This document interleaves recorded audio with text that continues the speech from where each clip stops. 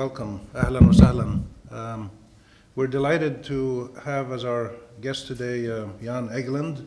I will introduce him in a second with more details, but to say that this is a lecture that is sponsored by the United Nations and the Arab World program of the Issam Faris Institute, which is one of our newest and most exciting programs where we're trying to understand everything the UN does in the region and analyze things, research things, talk to people to understand how the UN actually works and how we can actually work better, because we think the UN is a good thing and we feel that it's a good thing to study.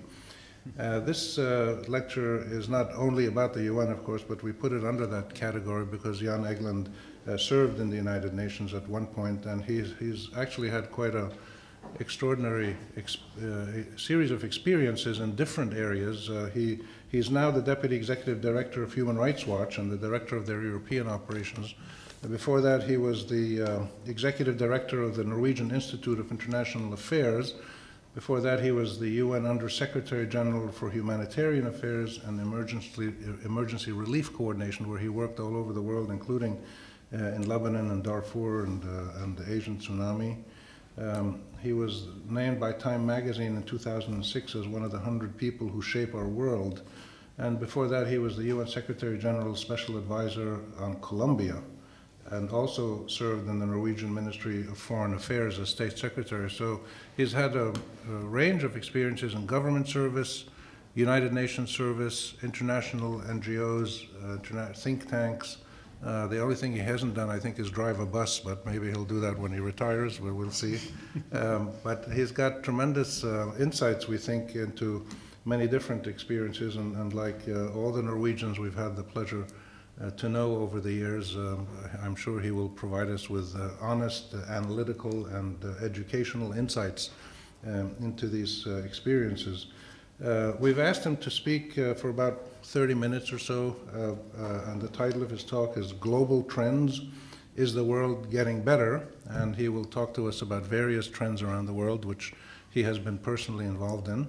And we will have time in the Q&A to ask him anything we want on any other aspect of his experiences or the situation in the world. We're particularly interested in the interaction between global international agencies and bodies and Human Rights Watch, UN, Norwegian government, whatever, EU, all the different institutions of the world, and how they interact with people in this region and other regions, and how norms and practices interact, and all of these complex issues which we feel are very important, and we're trying to study them. So I thank Samar Ghanem, who has been the IFI person in charge of this program to coordinate it and arrange this talk, and Dr. Karim Mekdisi, our Associate Director, who oversees the International Affairs Program and the UN Research Project. And with that, I welcome Jan Egeland and turn it over to you. Thank you. Thank you so much, Rami. It's really good to see you again, and also to be here at the American University of Beirut, which is really has a special ring to it, living through dramatic days very many times. Myself, I have been to Lebanon quite a few times, but I'm sorry to say, every time I came, 1978, as a 20-year-old soldier in the first Norwegian spokesman for the Norwegian soldiers that came with the first UNIFIL contingent in 78. Later on, visiting UNIFIL as on behalf of the Norwegian government in the 90s, back last time in 2006 in connection with the war. You know, it's always been big troubles in the region or in the country that has brought me to Beirut. So I'm happy to come this time, actually, with Human Rights Watch colleagues to help build a Human Rights Watch chapter in Beirut, where we are doing, we have a committee and we have an important office, and I have two colleagues here from the Beirut office of Human Rights Watch.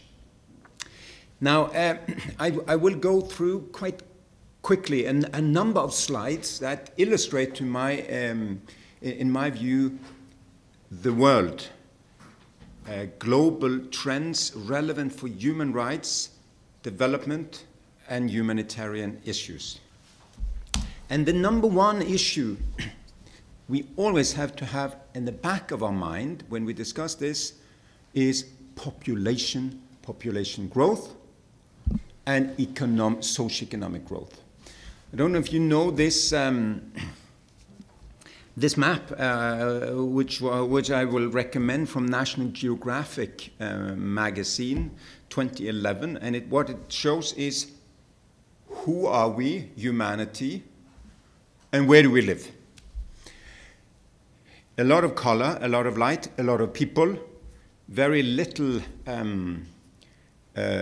color, very little people. And I'm sorry to say, my friend, the Norwegian ambassador, is here. There is nobody lives in Norway, as you can see. But there is a lot of people actually in parts of the Middle East, in Central Europe, Western Europe, heavily populated, China, India, American East Coast, Brazilian East Coast. But few would actually be aware of how heavily populated now parts of Africa are becoming.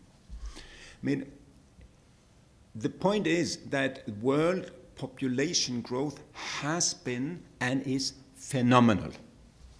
You know, it took 1 million years to reach the first billion, under Napoleon in 1810. The second billion came after my mother was born, came in 1930. So my mother was born when there was between 1 and 2 billion people on Earth. I was born in 1957, before the third billion came. Since I was born, there has been a new billion every 12.5 years. And it is going to level off when I will level off in around 2045, where there will be, you know, where the world population will be going towards 10 billion. We'll have passed 9 and we'll go towards 10. So in my mother's time, the world population has already tripled. In my time, it will again triple from 3 to 9.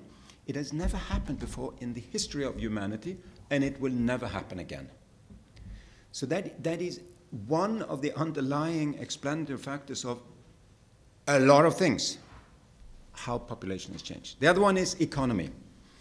When I was in school, when I was actually the average age of the student here, we rightfully divide the world in north and south. Industrialized countries, developing countries. 20% rich in the industrialized north, 80% poor in the sort of developing world. That was a very crude but fairly correct way of dividing the world. Not so anymore. Here it is 4 different sort of colors. The blue are $13,000 per capita per year or more. The yellow are less than $1,000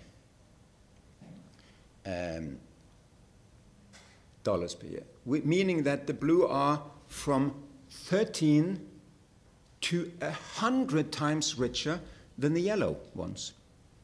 Whereas these, the lower world middle class and the upper world middle class, which are the violet and the orange, are also becoming increasingly big.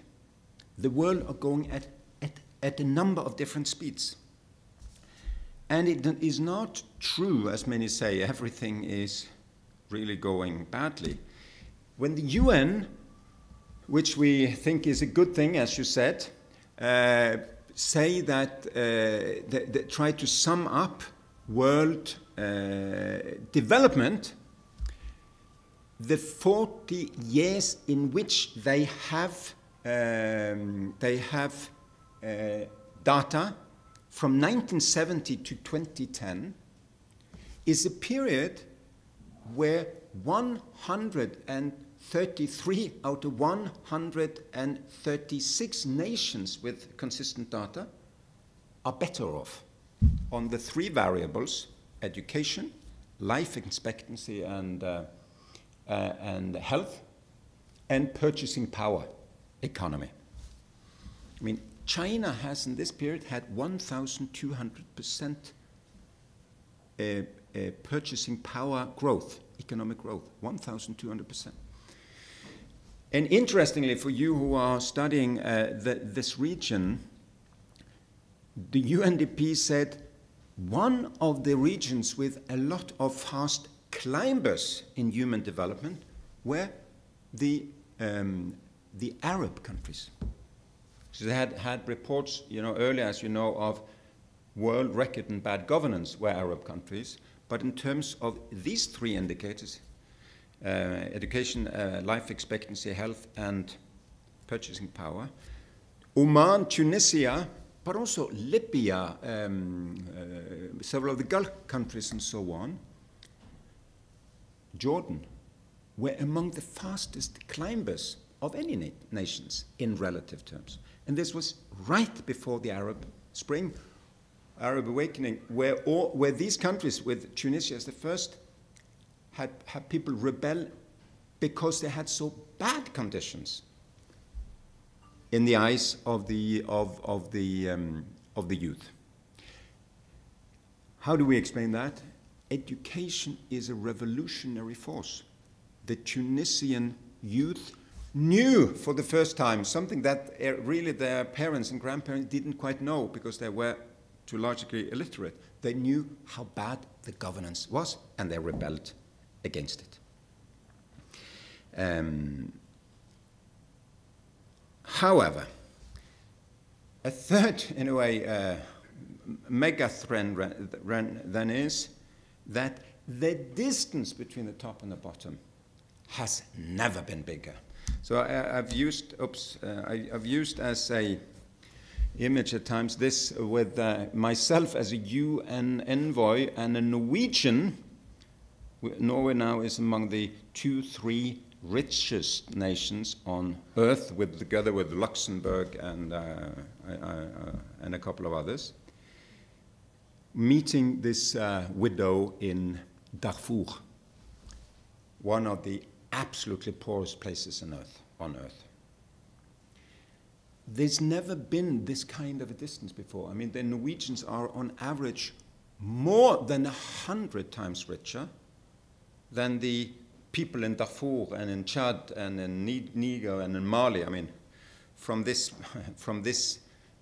region, and you go all the way to the west, you have sort of biblical poverty, which is as bad as it was 100, 200, 300 years ago. They have not been part of this change. However, in Asia and in other parts of the world, they are part of it.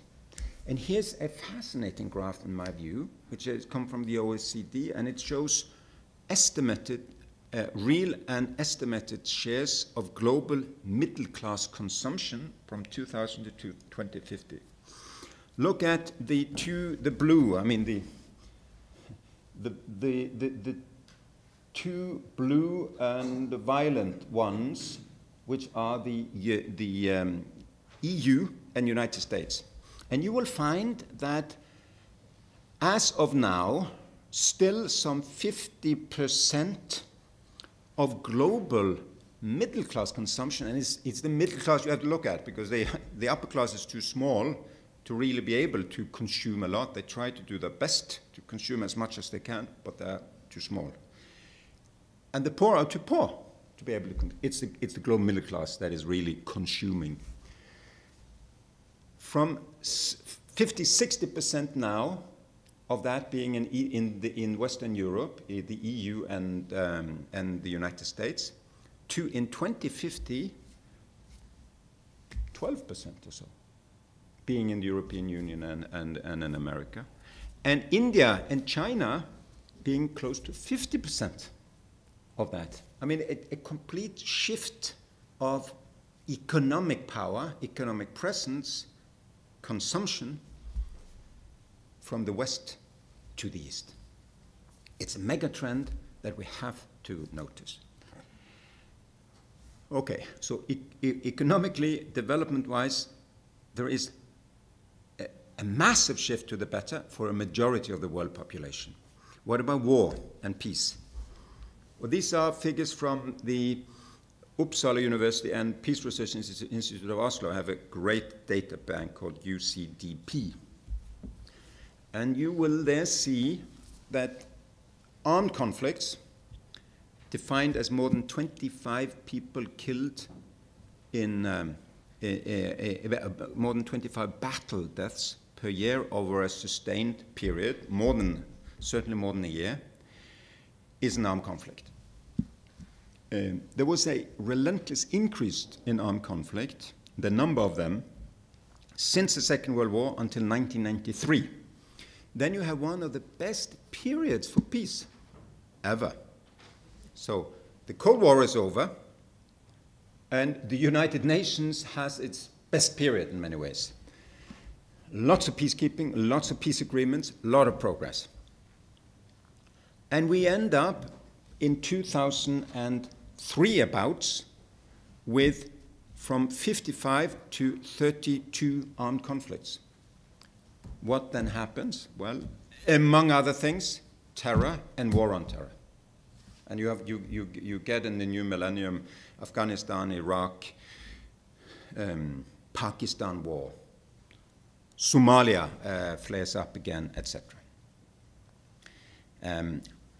However, wars in our time, since the Second World War, are civil wars, all of them nearly, the red. Or they are internationalized civil war, like Afghanistan.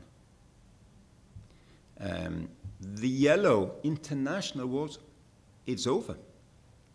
Not even Germany and France are fighting each other anymore, which is a historical sensation because they did for thousands of years, basically.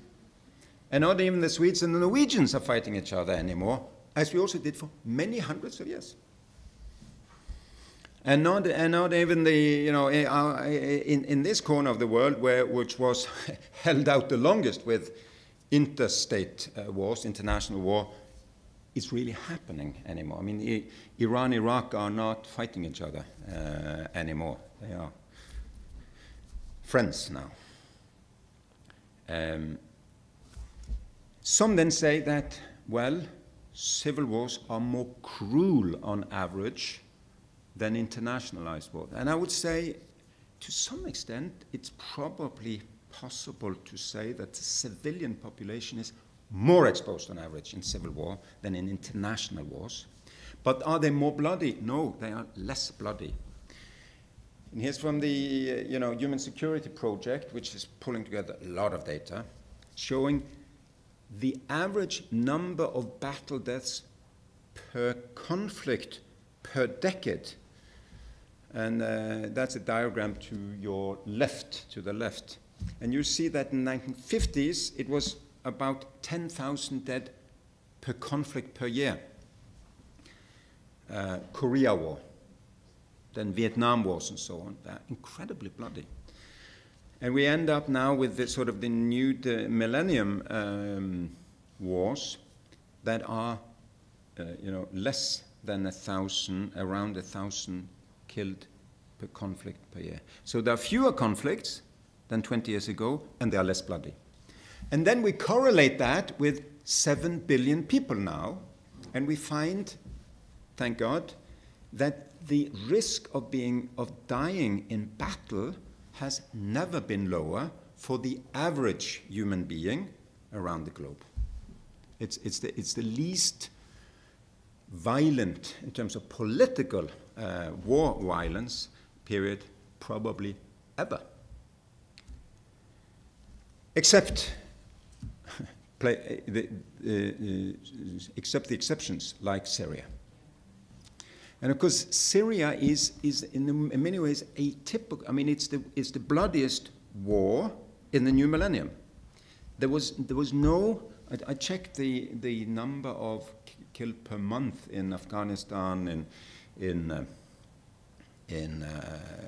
Iraq, even in Colombian war and so on, and we never had 6,000 dead per month. It's a total breakdown, and it just shows that in this megatrends of more economy, more trade that leads to less war, many fewer international wars. It's not like the international system prevents all sorts of conflicts. Here we have a conflict that is horrible and total international paralysis. Human rights, this is from our webpage. Please visit it, hrw.org. We have hundreds and hundreds and hundreds of sources of documentation on human rights violations and problems around the world, organized by theme and country. And we've had dozens of missions to Syria, and we've done thousands of interviews with victims and witnesses in and on Syria. A little more on Syria, where I myself visited. This is the unlawful aerial attack sites documented in our most recent report.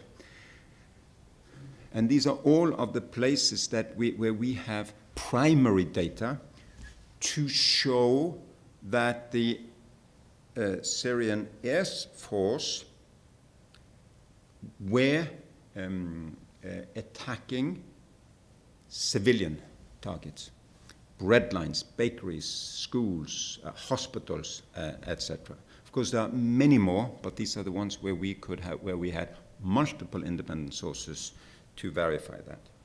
We are, the same in, of course, in Arabic.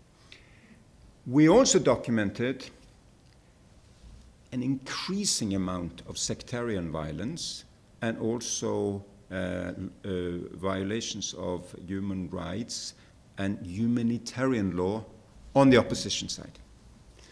And I think it's one of the basic lessons of Syria, as in all of the other wars that I know of, and I've been to 30 of them. The longer it goes on, the harder it is to stop it, and the worse are generally the violations against the civilian population. There is sort of a vicious cycle to it. Where, I was in Aleppo. This is, interviewing survivors from Scud missile attacks at the end of February in the Aleppo city and district. And it's one of the sort of basic lessons of this conflict that the world has not been able to put any meaningful pressure on neither the government nor the armed opposition to stop violations or to go to the negotiations table. And it's one of the things I think we will discuss is, is there any lessons in general from my years in international work on does intervention work, does international attention work, does international multilateral work? And I would say that there is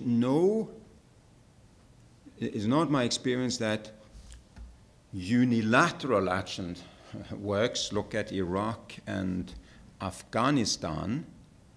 But I would say that you cannot, in our day and age, avoid conflict from continuing and escalating if there is not a coherent effort to bring the conflict under control and bring it to a peaceful end. Because everything is so international, I mean, all of the bad forces are so internationalized that if you so basically say, let's not intervene because we will make things worse, it takes its own life in a way. Arms are so easy to get hold of. Organized crime is so easily involved in lawless places that the internal forces for peace and reconciliation are nearly always too weak. So you need to have two things. You need to have internal forces working for peace, reconciliation, human rights, etc. You always need that. They cannot be substituted for international action, but you also need coherent international cooperation. And Syria the whole thing was paralyzed from day one because the big powers disagreed. There was a resolution yesterday that was a small step in the right direction in terms of humanitarian aid, finally saying, yes, we should go cross-border, we should go cross-line, we should go in all sorts of directions to help the civilian population. But there is not coherent pressure to make it as unattractive as possible to continue like now, and as attractive as possible to stop it. It hasn't happened. We can discuss that. Same thing is not the case, I would say, in the, right. Some of the same is actually the fact, but in another way, in the Israel-Arab conflict, of course. And as you may know, I was among the three original people who co-initiated and co-organized the Oslo Agreement, the Norwegian channel. And this is the image taken by the Norwegian security police at 2 a.m. in the night, when it was in secret the Oslo Agreement between the PLO to the left and the Israeli Ministry of Foreign Affairs to the right. In the case of the Palestinian-Israeli conflict, it's of course not a lack of interest, a lack of attention, because there's been a mega lack of interest and attention. But I would again say it's not been coherent international neither pressure nor has there been a coherent systematic system where those who could put pressure on Israel put pressure on Israel, and those who could help the Palestinian side to grasp opportunities did not help them in doing that. And we ended up by being further away from peace today than we were in 1993. We can also discuss that. A little bit on human rights then. And so peace, there is more peace, but the protracted conflicts are not stopped in our time and age. And it seems like we have a core number of 30 conflicts that we cannot stop. Human rights, there is also progress. This is just an indication of the number of countries that have abolished the death penalty.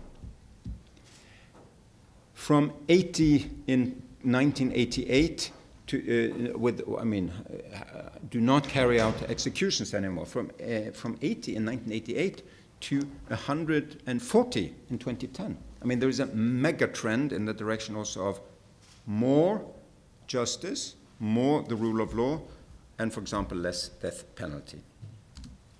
And there is more democracies.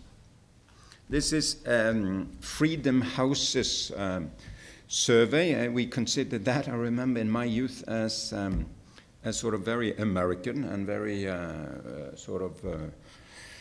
Western. Now, I think most recognize that this is a good index in terms of measuring electoral democracies. So the blue are democracies, the yellow, dictatorships, to put it crudely. And when I was a student, there was, nearly twice as many dictatorships as democracies. And now there are more than now it's reversed, twice as many democracies as dictatorships. And that's one of the reasons there is less war, because one of the very solid findings of peace research, and I was peace researcher for a while, is that democracies do not fight each other. Democracies fight dictatorships, and dictatorship fight dictatorship. At times, democracies attack dictatorships, even for for wrong reasons. United States going to war against Saddam, the dictator, for the wrong reasons. But the democracies do not fight each other.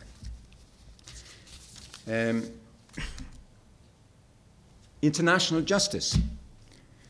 The number of countries now having ratified the Hague Statute, the International Criminal Court, is phenomenal. This would be science fiction 20 years ago. That you would have all of Latin America, half of Africa, all of Europe, and many other countries saying, yes, we recognize an international criminal court. But again, look at the map closer and see none of the biggest countries, the United States, Russia, China, India, have ratified, and none of them have plans for it.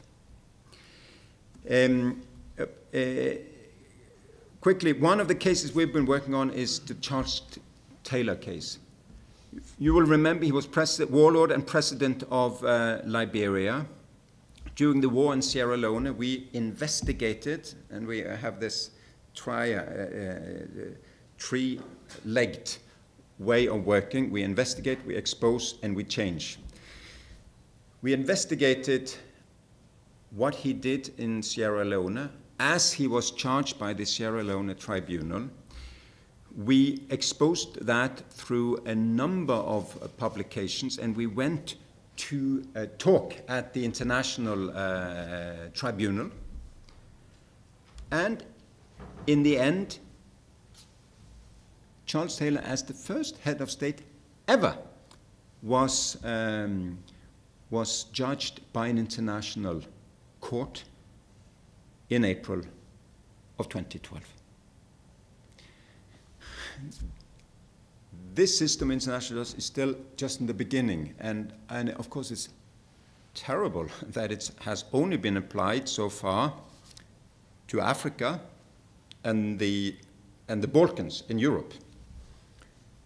But international justice will, little by little, we are convinced, become a bigger part of international politics. So my final point then is, what's the biggest, I mean, in nearly all of these areas, I hope I have been able to portray that there has been positive change. What is the biggest future problem? Well, I'm convinced that it is climate change. It's not wars or repression or clash among civilizations or repression or human. I'm quite optimistic there, actually. But is there a trend in terms of climate? Yes, I think there is a certain trend. Look at the average temperature as recorded by the World Meteorological Organization since 1950 up to 2010. Look at the number of natural disasters. From, since, let's not look at the early part of 1900. Compare 1960s and 70s and 80s with now, because that's comparable data. There is a quadrupling of natural disasters because of many more people live more exposed to more extreme weather. And it's already a question of life and death for the poorest and the most exposed. And many countries in the Middle East are among the most climate vulnerable, especially due to water. Yemen is extremely vulnerable to climate change. Water may end there due to all of these reasons of much less precipitation and global warming, higher temperature.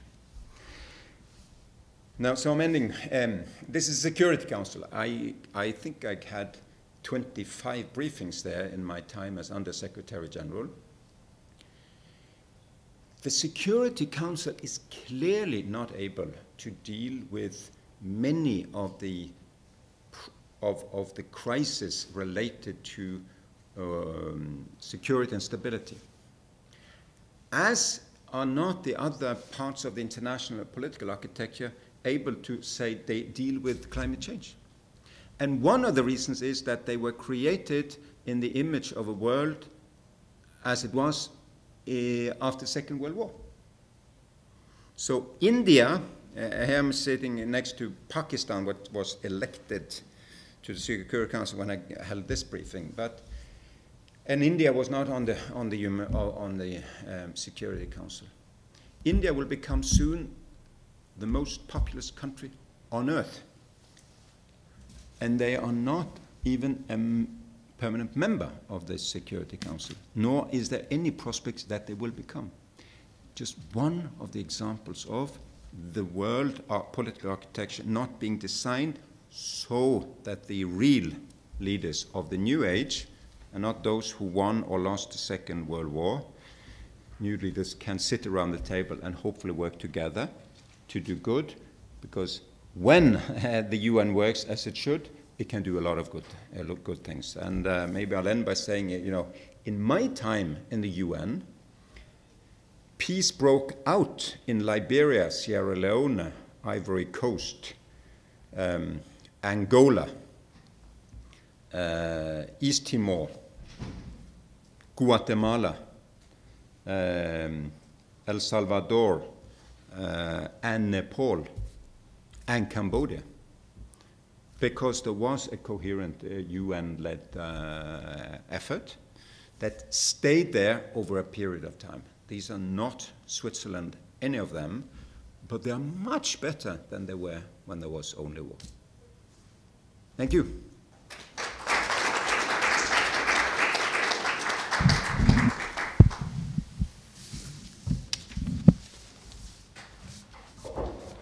Thank you, Jan. We will open it up to questions, comments. Please use the microphone because it's being taped. Identify yourself and try to keep your question or comment short, preferably a question, so we'll have time for many more. Okay, Hayat Darcy, President of the Great Society. I've just had a question about Syria. Why there hasn't been any coherent pressure by the international community to solve the crisis? Yeah, it's a big question. I think it's a combination of many factors. Number one, it is and it was always a strategically important country, which during the Cold War had what was one of the countries in victims of the Cold War, in the sense that this was a country with a government that was aligned to the Soviet Union, as you know, which means that today even Russia feels that they would not want to see this go over to a Western sphere of interest. So you have the Russian-American coalition on it. Second is that Russian side then got sympathy in China and elsewhere, in part because many of the BRICS countries were not happy with how the Libya campaign went, where the United Nations Security Council, in my view, rightly agreed to call for the responsibility to protect, as initiated by the Arab League, and then we end up with a NATO operation. And I think that's one of the dilemmas I'm sure you will be discussing and debating here a lot. If there has to be seemingly some kind of a military intervention to stop a bloodbath, chances are that the only organization that has the command and control system to do it is the Western one. Because it's not, and the Arab League cannot do it. Russia can probably not do it far away from Russia. China cannot. They have no experience in doing that. And if it's one thing that many countries feel like there should not be, is all these NATO operations and Western operations, fixing things around the world. So that's also part of why there is this deadlock on Syria. And the third, of course, is all of the interlocking rivalries in the region and the sectarian tension, etc. And it ends up by polarization. I've never seen such an absence of the international community as when I went to Aleppo Center.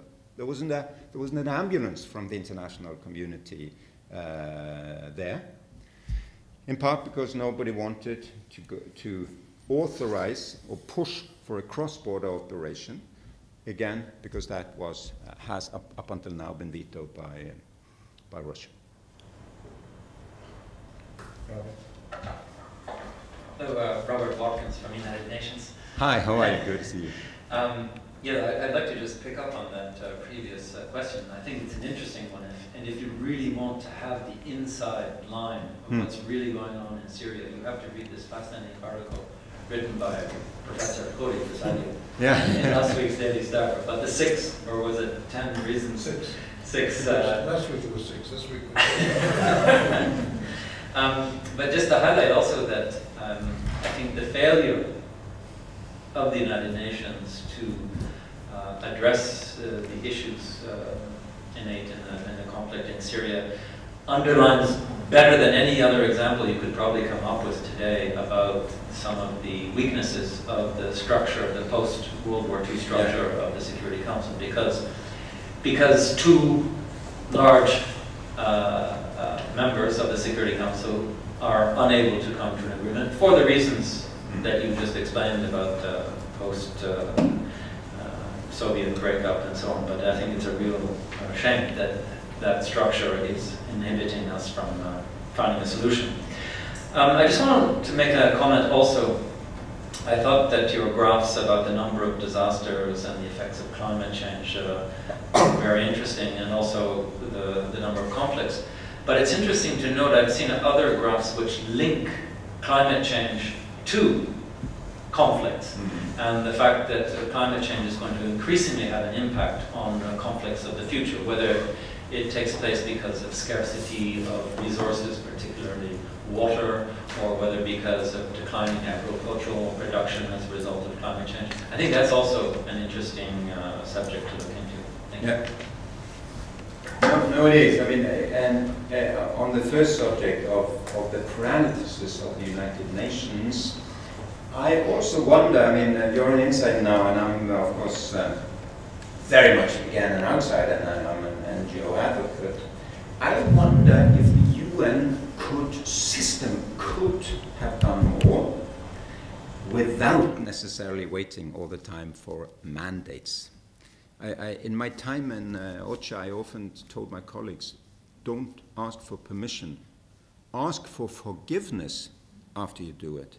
And I think one of the things that will be interesting to study post factum is, could a real cross-border operation have been facilitated, encouraged, etc., by the UN system through NGOs and through donors? I mean, Norway and others were also, in my view, much too inactive, under the rubric of humanity. One was waiting for this mandate that never came from the Security Council. So it's just to be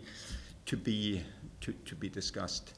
On conflict, yes, conflict and climate change.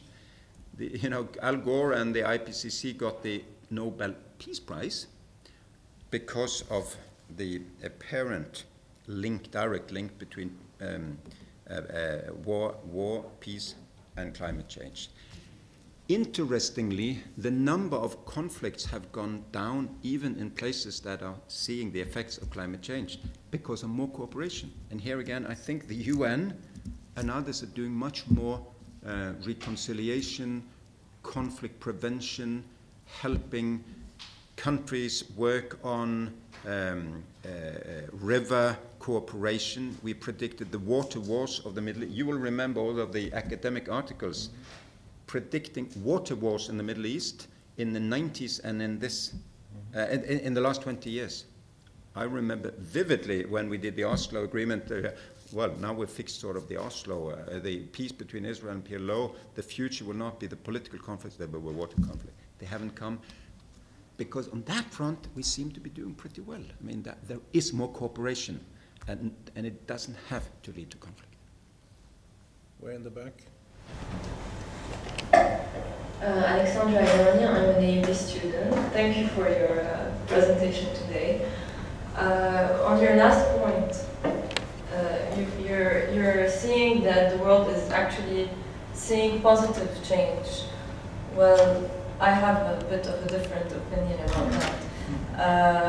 In early this year, Oxfam released a report mentioning that the richest 1% of the population increased its net income by 60%.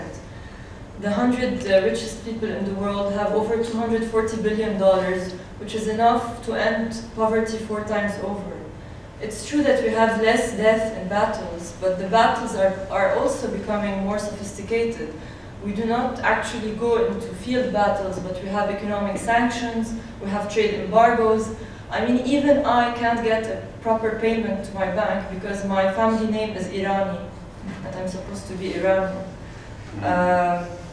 Inequality levels are so high, we're trying, the fact to decrease these inequality levels to 1990 levels is becoming more and more of a dream.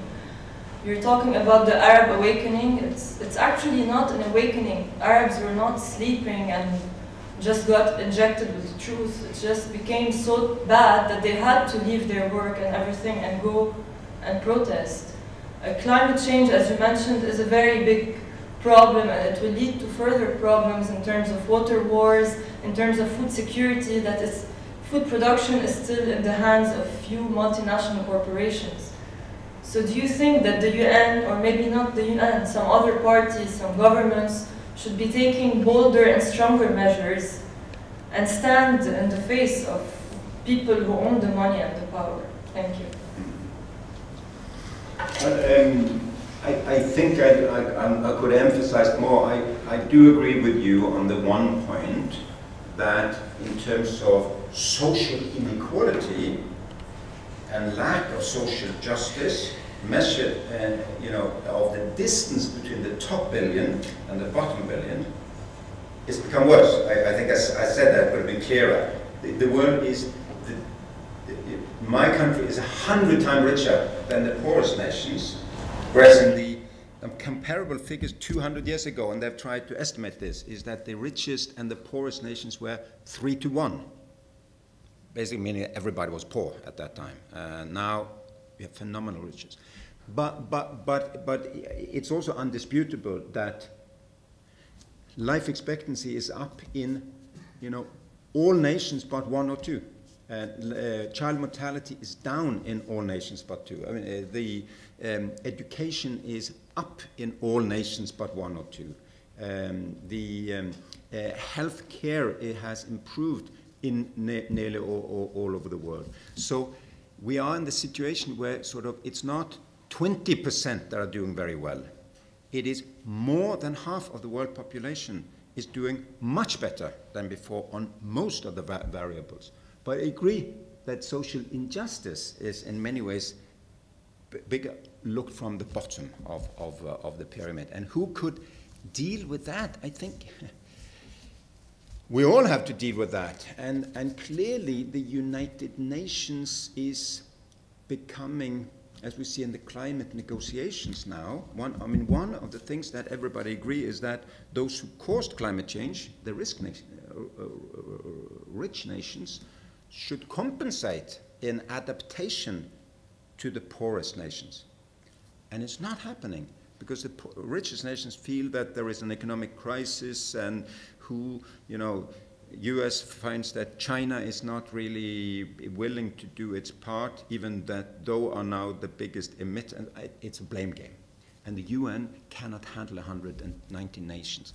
I think it has to be more, there will be more bilateral agreements. There will be more agreements, presumably the European Union and China between the and more has to happen within countries, because that's too complex for multilateral diplomacy, it seems. Yes, thank you. Yeah, as you know, I've been talking to Syrian activists, fighters, refugees this week. I wanted to bring their voice to this meeting.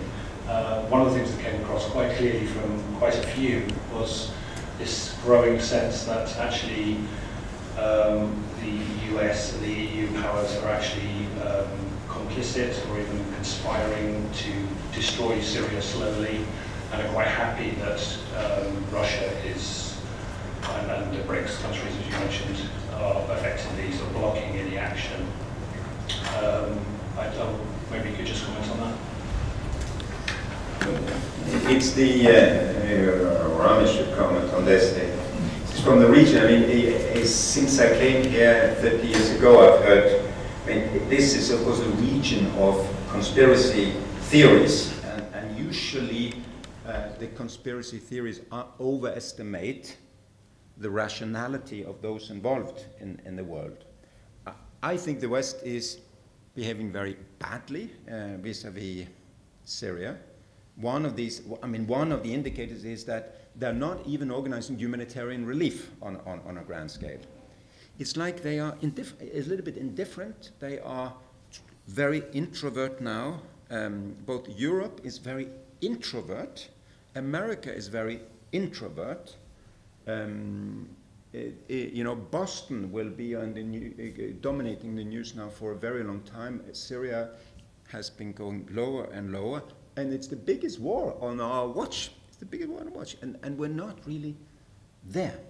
It's not, I think, at all a kind of a conspiracy around we will want to end up with this or that scenario for Syria. It's in a way pitiful lack of leadership in many ways, and in a very worried and introvert public opinion. On Syria, I would say that the number one culprit for the paralysis is and remains, Russia, China, Iran.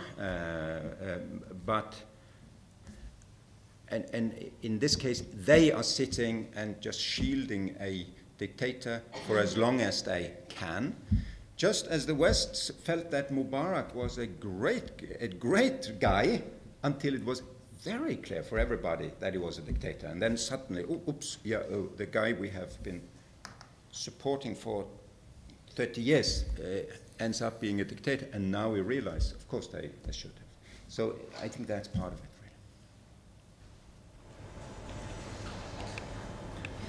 really. Let me ask a question, if I could. You said before, back in your days when you were at the UN doing humanitarian, you sometimes told your staff, don't worry about mandate, but just do your work and ask for forgiveness. That raises the question of legitimacy. And this is a question that is very big in this region, the legitimacy of action, of intervention. In view of the experiences from Libya, which you mentioned, which I agree with you, went forward after the Arab League, with all of its flaws and problems, after the Arab League gave a mandate, then the UN Security Council gave a mandate. This raises a question about people, like regional organizations, like the Arab League, like the African Union, like EU or others. Is it possible that they may play a bigger role in the future than the global organizations like the UN Security Council?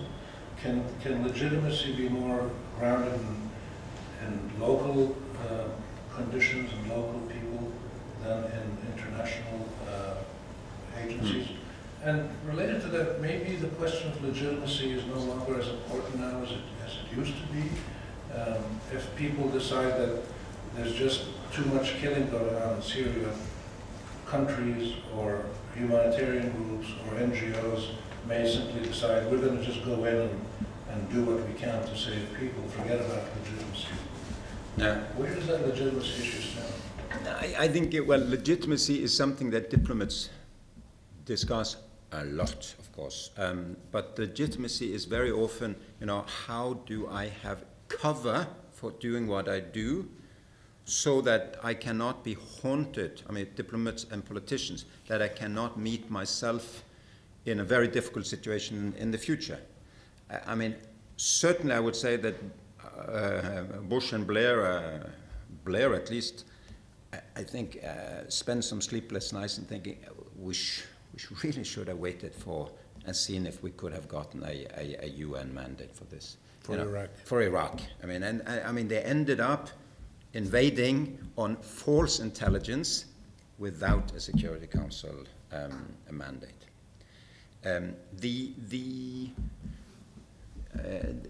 It really depends on to which degree regional organizations can really give mandates. I mean, I think the African Union now would have a mandate under the charter to have enforcement operations in Africa. But I don't think the Arab League has that, neither that in their charter nor in their tradition, nor would they necessarily either be seen as legitimate. I mean, also, of course, it's a legal element of it. It's also a perception element, you know, and what to do it. When I spoke about, at times I feel in organizations and so on, humanitarians, there is a little bit too much of a strategic review of should we do it or should we not, and you know, and there are the 7 golden principles of humanitarianism. You may have heard it. Number 1 is humanity. Number 2 is impartiality. Number 3 is neutrality, and then called independence, etc. The point is that number 1 is the overriding principle. The other ones are operational ones. To really realize humanity in war, you should be impartial and neutral and so on.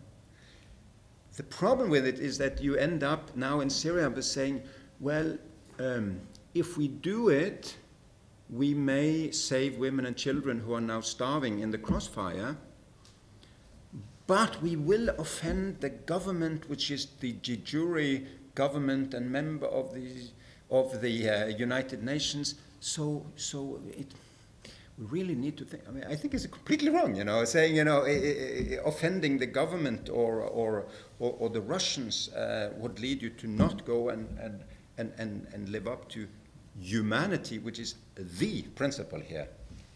You should go through the depths of hell to help people. That's the whole point of all of this, of course. Should one, however, start bombing just because you can bomb for peace, as you know, some have said it, I think that is now very clear for the Americans that it is it's a mixed blessing to be the world's only military superpower, because everybody sort of discusses all the time, what should Clinton, Bush, Obama be doing? That's what we discuss in Oslo, that's what you'd be discussing in Beirut and so on. And why do we do that? Because they're the only ones who can do it. So I think it's an interesting concept that the Europeans, which in many eyes would often be more acceptable than the Americans, are now basically closing down the military because they feel they cannot afford it anymore. So you will end up basically saying, if it will happen, it would have to be led by America, which is very controversial. And you then end up with a Libya situation that a very effective operation became very controversial in all other places than in the NATO countries, where it is still seen as a reasonably successful, not even reasonably, as a successful campaign.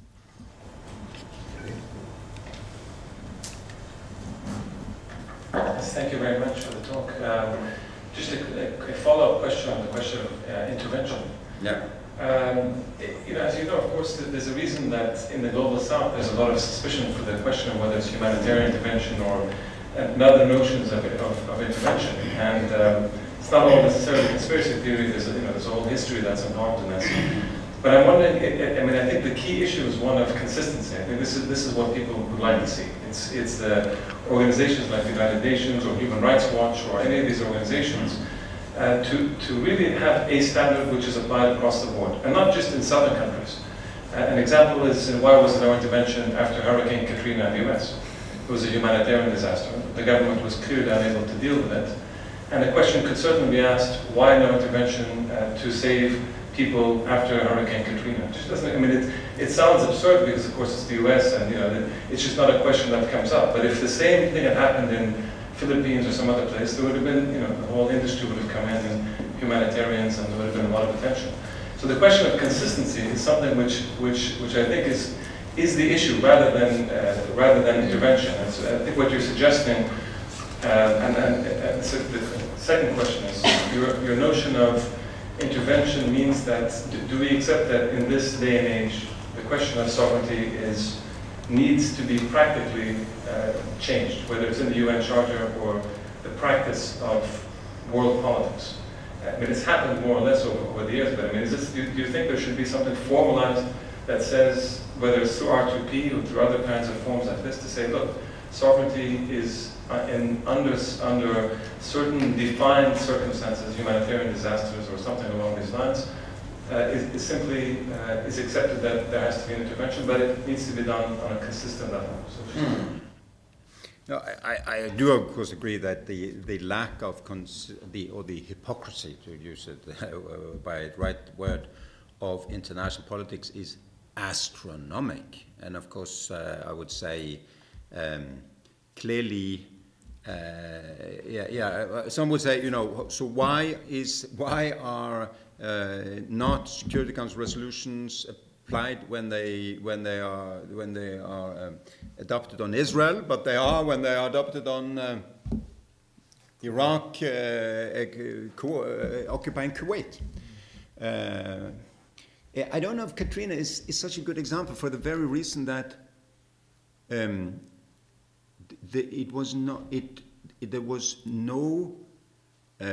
the Americans did not in that case, it was not them admitting that there was not problems in New Orleans, number one, and number two, there would be a big question whether an intervention by Cuba, which is doing very well in natural disasters, by the way, would bring something better. However, you could easily say, and that's the whole point of R2P, that if the Americans under Clinton had invaded in Rwanda, when it was glaringly evident by the UN force that was being withdrawn that the Hutu militias were going to slaughter lots of people, it could have been stopped easily by a bigger presence. And then, I mean, of course, the Americans and living in retrospect, the Americans and the French should have airlifted in their own and other soldiers in no time. It was wrong that it didn't happen. I think the R2P is a good concept, in my view. And I'm sad that it's now ending up like the humanitarian intervention of Bernard Kouchner, as seen as a Western ploy again, in part because Libya was called for by the Arab League and ended up as a NATO operation only. R2P is now seen becoming as controversial as that in many corners of the world, whereas when it was adopted in 2005, it basically was unanimous except for Venezuela, Cuba, I think, were the two who protested. And it says, verbatim, if there is war crimes, crimes against humanity, and ethnic cleansing and genocide, and the national government is not able and willing to stop it, we will, as the rest of the world, take decisive action, including considering military action. But then again, how should it happen? I mean, ideally there would be a standby force under the United Nations, you know, where we would all give a battalion or a brigade and a few airplanes and so on. Will it happen? No, it will not happen, because there is countries are not willing to do it. They will suspect all of this, or they're not willing to pay the bill. Back there, and then there, and then here, and then we should stop. You need to go to the airport. Yeah. So three more questions, and then we'll... My name is Marius. I'm a Them PhD sequence. student from Norway, studying here at the UB. I agree with you that R2P is a good concept, but as it is applied today, it is mainly Western-dominated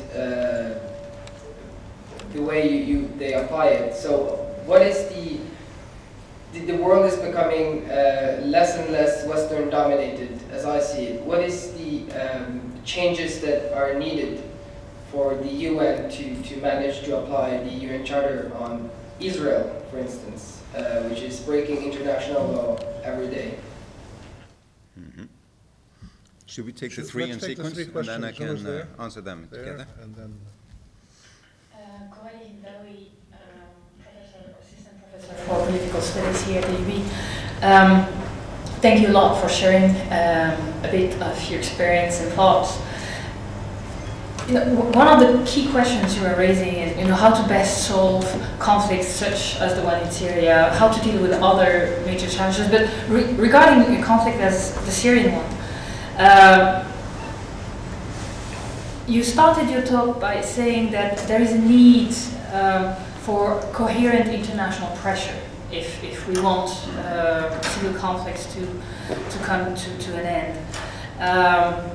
And later on you seem to be implying that a military intervention may be useful in the case of Syria, if I'm not mistaken, but I may have misunderstood. So problem is, how do you do it when the Security Council is paralyzed, given the reluctance of some of the powers susceptible to conduct these types of military intervention. But intervention to do what? In the case of Libya, which you were raising, one option could have been to stop the military action as soon as the threat, the direct threat to the civilian population diminished drastically.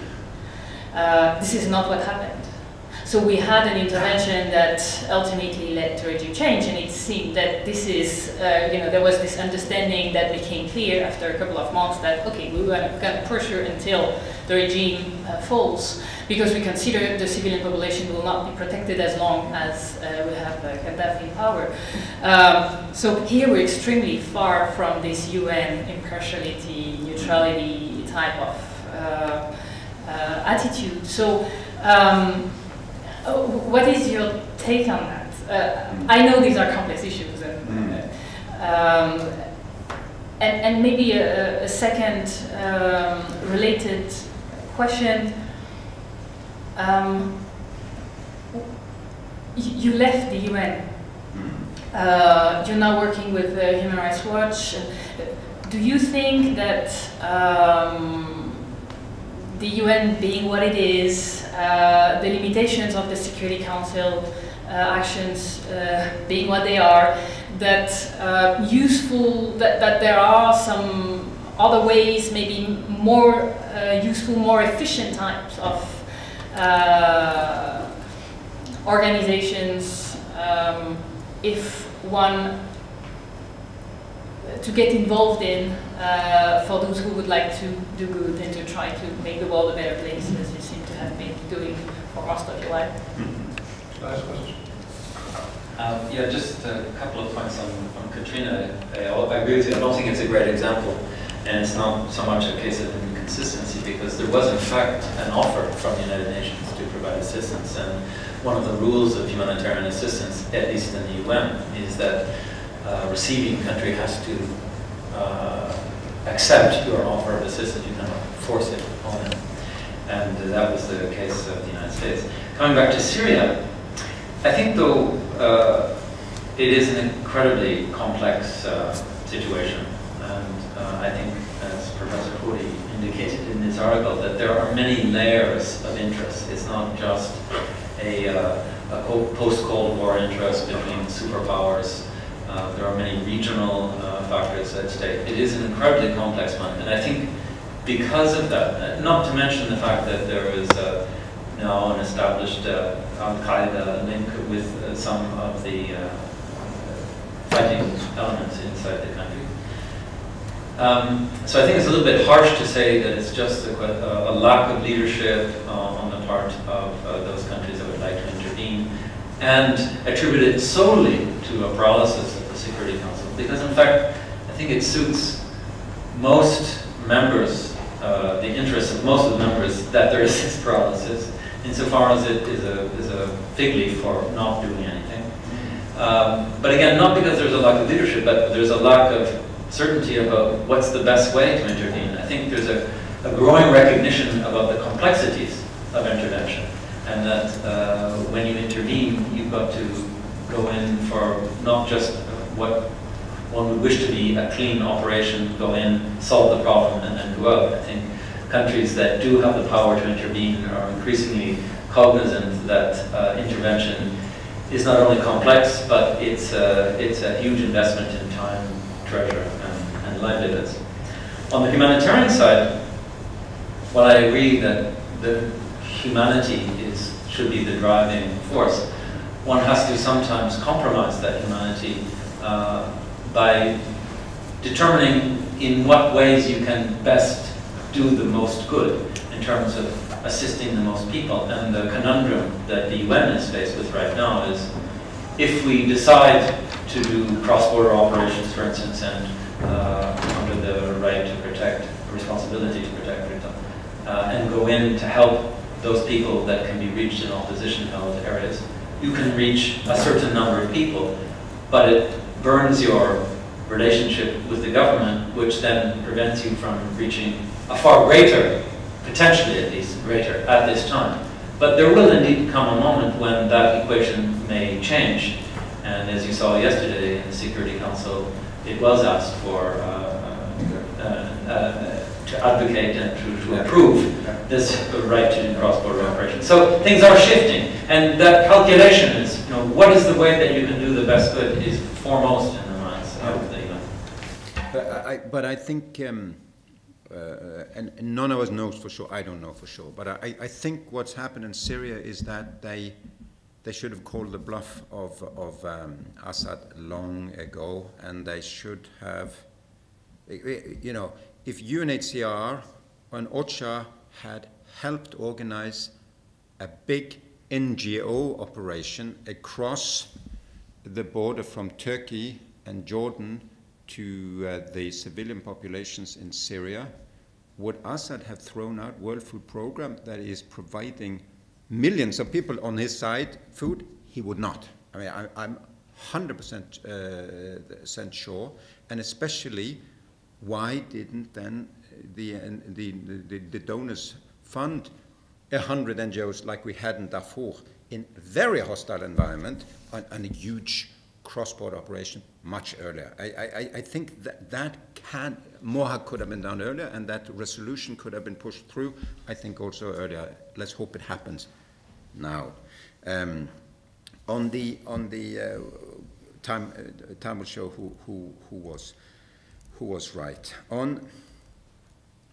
Perhaps on the Syria, am I calling for intervention? No, I'm not calling for military intervention. What I did feel, frankly, when I went to Aleppo and saw a whole quarter, quartier of apartment buildings being leveled to the ground by Scud missiles, and there wasn't even an ambulance there. It was worse than Sarajevo, really. And knowing that there are Patriot missiles there to shoot down any Scud missiles going towards Turkey, it seems, a little bit crazy that one is not even discussing, not even a rain of Scud missiles that would do anything with it. But personally, I think a Western-led military intervention today is as likely to be a net minus as to be a net plus today. What could have happened before, I think, massive, coherent military boycott of the regime from the day they started to shoot their own unarmed protesters. And of course, that was Russia and others who blocked that one. Also, pressure against Gulf countries and others not to bring in and arm all sorts of crazy militias at the moment, as they are. So the arms, I mean, what we're seeing is, of course, that Saudi Arabia and Iran is willing to fight each other to the last Syrian at the moment. I mean, there are all sorts of things. I'm sure it's in your good article. The arms embargo should have been there from the beginning. A massive humanitarian operation, cross-line and cross-border, should have been there from the beginning. Much stronger pressure on all sides in terms of making it, there should be sanctions making it more attractive to stop the war and less attractive to continue the war. There should a lot of things that we call for, and there should have been, we should have slammed them, I think, with criminal charges, all of the leaders from a very early time when they committed crimes against humanity before there was war crimes, to brand them as and so on, and also go after opposition, militia leaders. They clearly started with sectarian violence. So I think a number of things could have been done that was not a military intervention. And in terms of your question, the world is changing. So what will happen more and more is that we will be discussing where should China and India invest? What kind of money should they spend? What kind of sanctions should they employ? And we will find it even much more difficult to influence them than it is now to influence the European Union and America. But that will be our discussion, because they will be the main economic actors in the future. What about then military-wise? Well, my projection is that they will not be neither willing or able to come with the military hardware for that. So we will, Rwanda-style situation, it will still be a question, what is Washington willing or not willing to do, which makes the world also, hypocritical and biased and all of that. What about Israel? I think there are certain places in the world that are very dear to superpowers. So it's very hard to do things, it is very hard to do anything in Chechnya, because Russia will or on the Caucasus, outside of Russia. And certainly Tibet and even North Korea, you cannot do things there unless China says yes. And I think the US will be the number one actor on Israel in all foreseeable future.